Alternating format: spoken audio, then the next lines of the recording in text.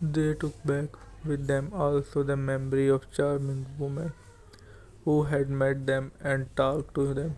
For 1 years later, during the war, a private station at a big military camp near Brookfield called on Chips and said he had been one thing of the first visiting team.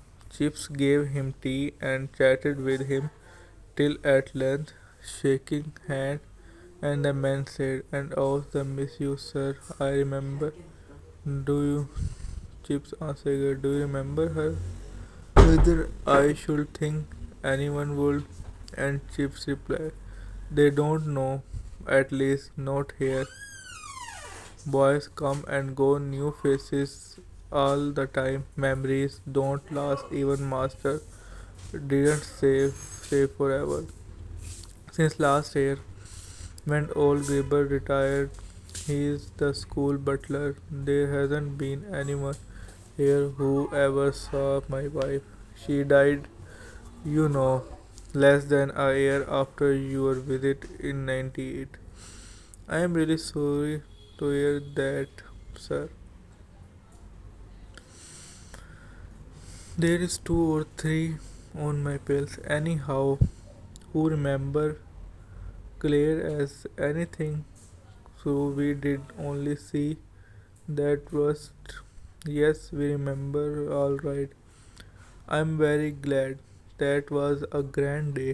We all had and a fine game too. One the best days that I ever had in my life. Wish it was then and not straight I do. I am off to Florence or tomorrow. A month or so later Chips heard that he had been killed a pheasant cradle.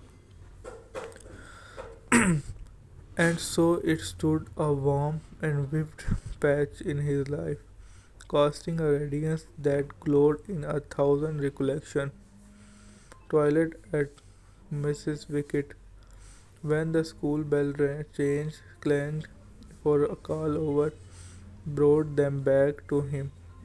It in a cloud.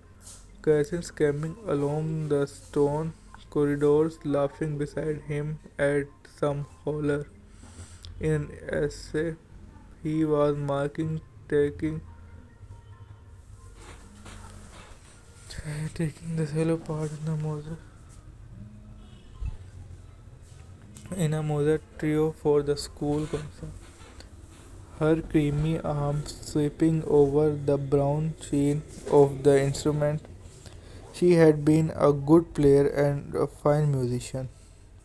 And Catherine furred and muffed for the December house matches. Catherine at the garden party that followed speech day prize giving. Catherine tendering her advice in any little problem that arose.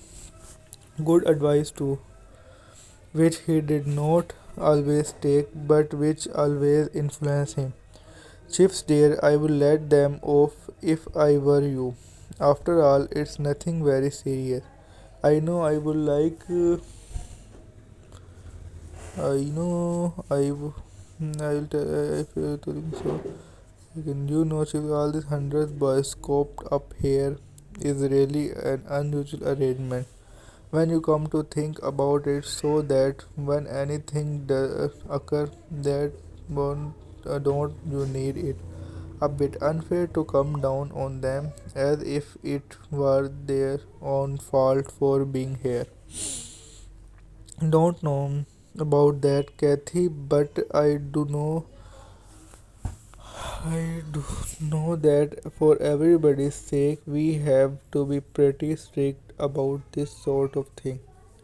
One black sheep can contaminate others. After he himself has often contaminated to begin with, after all, that's what probably did happen, isn't it? Maybe we can't help it. Anyhow, I believe Brookfield is better than a lot of other schools, all the more reason to keep it so. But this boy, Chips, you are going to sack him. The head probably will when I tell him, and you are going to tell the head. It's duty, I am afraid. Couldn't you think about it a bit? Talk to the boy again, find out how it began. After all, apart from his, isn't rather a nice boy, or he's right.